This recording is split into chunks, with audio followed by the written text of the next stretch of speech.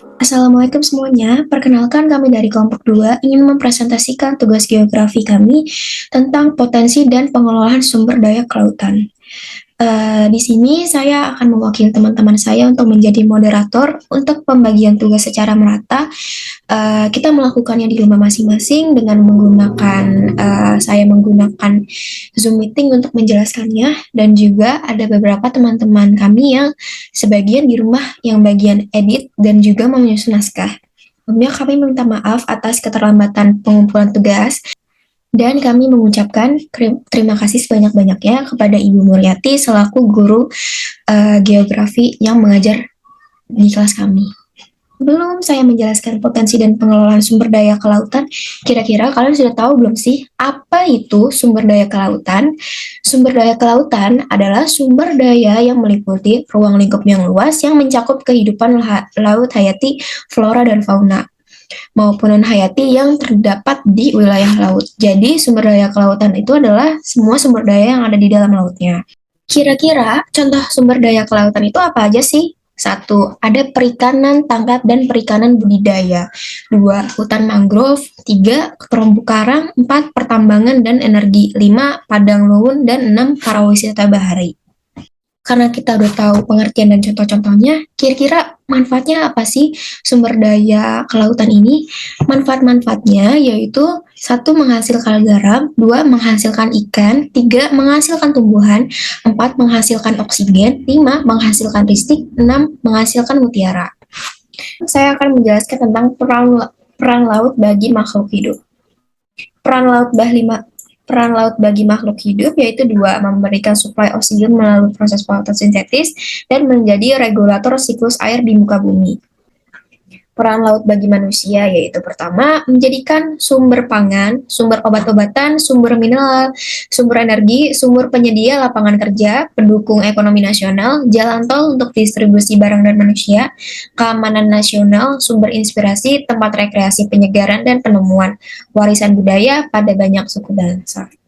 Sumber pangan, hasil tangkapan laut yang dijadikan komoditas super pangan. Laut sebagai sumber pangan yang kaya protein dibandingkan dengan sumber pangan lain yang berasal dari daratan, protein sangat penting untuk regenerasi sel. Protein sumber pangan yang berasal dari laut kaya akan omega 3 dan omega 6 yang baik bagi perkembangan sel-sel otak. Berperan sebagai sumber obat-obatan. Beberapa senyawa bioaktif yang berasal dari biota laut memiliki sifat sebagai antibiotik, tumor, anti kanker, antivirus, dan anti-inflamasi. Laut juga memiliki manfaat sumber daya mineral. Lautan merupakan sumber mineral terkaya di dunia. Kerusakan yang terjadi di tanah dan proses erosi yang terus terjadi, menyebabkan mineral terbawa oleh air dan berkumpul di lautan. Teknologi hijau pada energi laut, satu, wave energy, dua, tidal energy, tiga, ocean current energy, empat, ocean thermal energy, dan lima, marine bioenergy. Bisa kalian lihat di sini itu ada energi konveksi suhu laut atau ocean thermal energy, bioenergi laut, marine bioenergy itu marine bio itu kayak dia dari alga atau dari binatang-binatang gitu, dan ada yang dari ombak juga, dan ada energi dari gelombang bawah laut juga.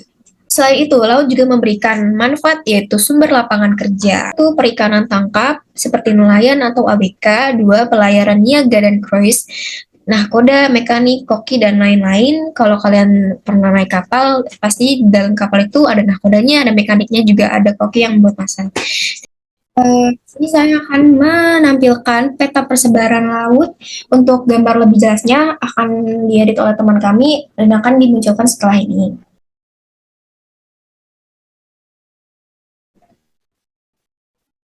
Peran sebagai wisata penyegaran dan penemuan. 5 komponen utama pendukung para wisata bahari. Satu, objek wisata bahari. Dua, transportasi. Tiga, pelayaran, promosi, dan informasi. Di sini kalian bisa lihat contoh-contohnya. Seperti tadi yang saya udah bilang, ada Bali, Lombok, ada juga Sumatera yang terkenal, yang sering kita dengar, Raja Ampat, ada juga Pulau Komodo, dan ada yang paling dekat dari wilayah kita itu adalah Kepulauan Seribu. 2/3 wilayah laut yang merupakan laut sangat mudah untuk diakses dan berpotensi untuk terjadinya beberapa peristiwa sebagai seperti illegal fishing, human trafficking, penyelundupan, terorisme, pencari suaka, konflik perbatasan. Oleh karena itu, keamanan di laut sangat perlu untuk diperhatikan.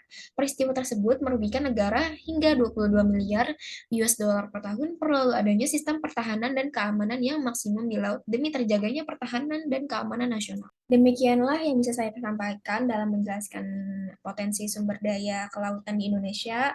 Apabila saya ada salah kata, mohon dimaafkan. Wassalamualaikum warahmatullahi wabarakatuh.